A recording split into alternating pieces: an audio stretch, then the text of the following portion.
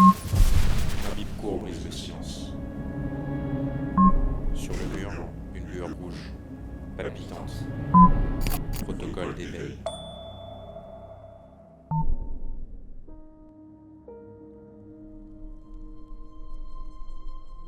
Aujourd'hui, on va commencer le récit et faire un inventaire. Le but, ça va être de créer une grande illustration inspirée de dessins techniques, de plans. Mais d'abord, je dois m'occuper de cet écran. Il va souvent revenir par la suite et actuellement, il dénote un peu dans l'univers que j'essaye de créer. Donc on va lui fabriquer un habillage. Pour ça, on va se servir d'une imprimante 3D. Mais les fichiers, ils tombent pas du ciel. Je vais prendre comme référence des vieux modèles de PC. J'ai pas connu cette époque, mais j'aime bien l'esthétique. Siemens, Cinématique, 55. Commodore, Amiga, 1000.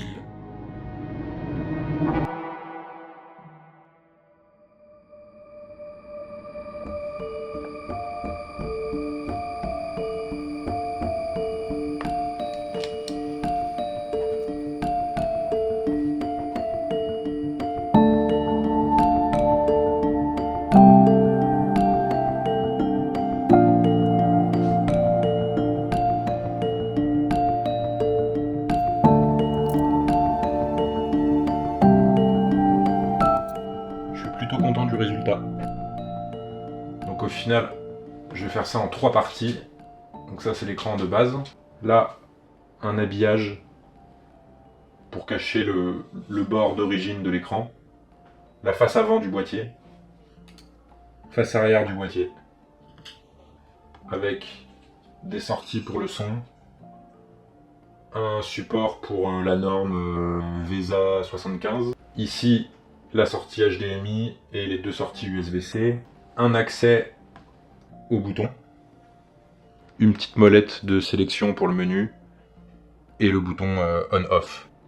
Et si on regarde à l'intérieur ce qui se passe, ça donne ça.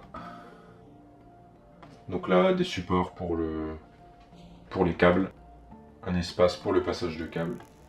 Et 2 pieds. Un ici. Pour pouvoir incliner l'écran. Même si je suis pas sûr que ça fonctionne.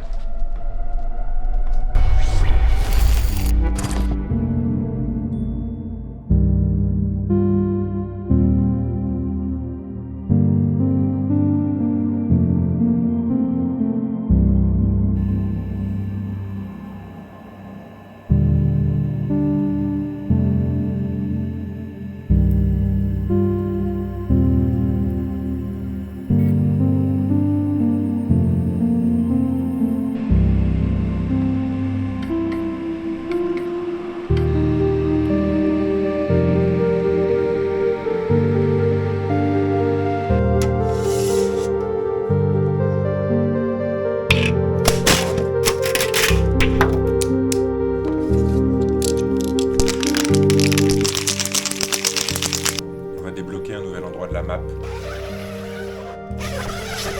Le balcon. Waouh!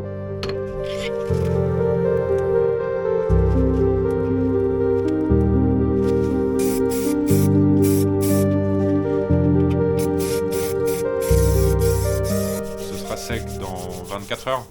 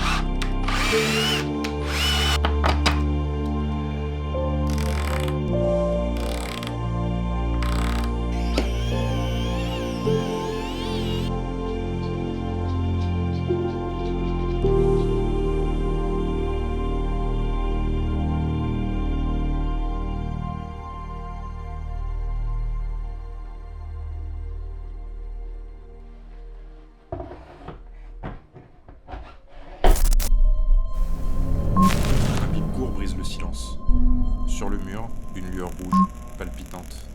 Protocole d'éveil. L'agent D3V9 ouvre les yeux. Hier, il était X7P4. Ce matin, il est D3V9.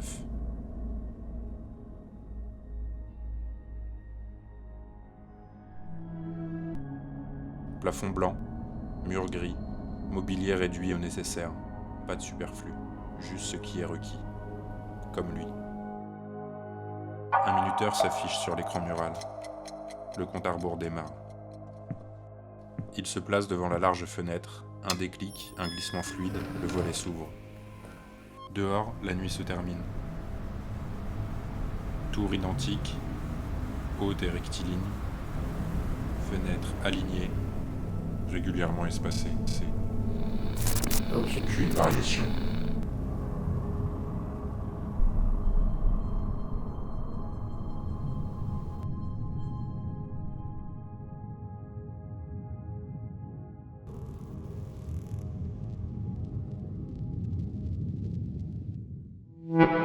C'est le bâtiment qui m'a servi de base pour le rendu 3D que tu viens de voir. Ça paraît pas évident comme ça, je te l'accorde.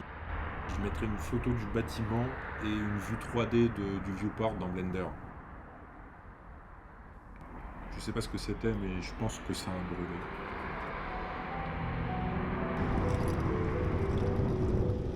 Mais je suis pas dehors pour ça. Je suis sorti pour acheter un outil indispensable à la suite de cette vidéo. Et là, je vais rentrer dessiner.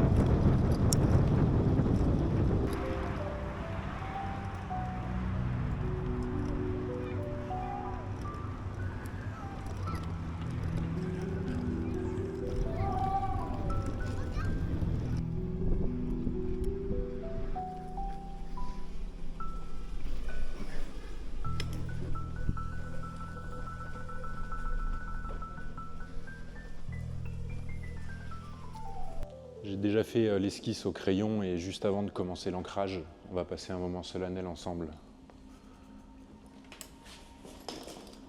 Aujourd'hui, c'est le début d'une unité de temps, très peu précise, très relative. La gomme. On va faire un petit détour de 2 minutes et on reprendra le fil de cette vidéo juste après. En ignorant les gommes que j'ai eues au cours de ma scolarité, je dirais que j'en suis à la 10e. Ça peut paraître élevé, mais j'ai fait beaucoup de mauvais dessins. Et pour certains d'entre eux, un briquet aurait été un bien meilleur outil de correction. C'est particulier une gomme. C'est un consommable qu'on ne peut pas terminer. À chaque usage, la gomme se délite, jusqu'à ce qu'on ne puisse plus la tenir. Une fragmentation lente, en morceaux microscopiques, infinie.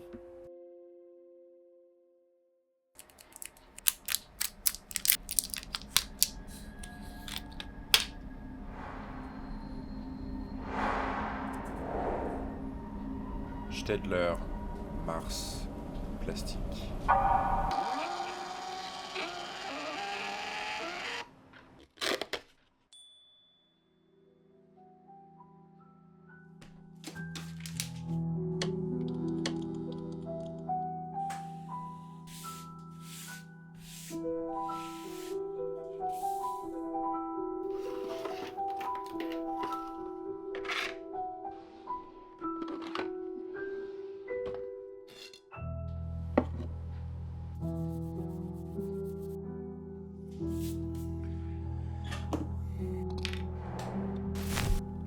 Dans son dos, un grincement, connu lui aussi.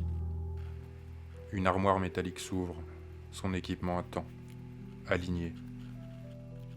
Il enfile d'abord l'uniforme, noir, fonctionnel, sans marque distinctive.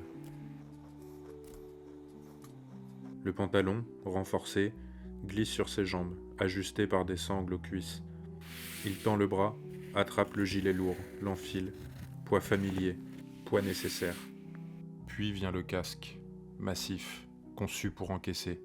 Il l'abaisse sur sa tête, verrouille la jugulaire. La visière, en polycarbonate, descend dans un chointement feutré. À hauteur de regard, quelques rayures profondes lacèrent la surface, transparente.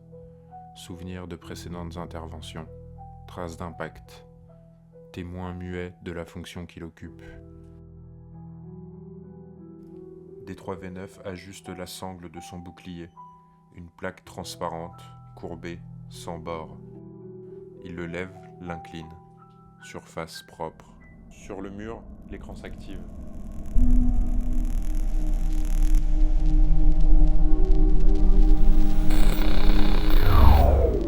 Il tend la main vers le lanceur de balles.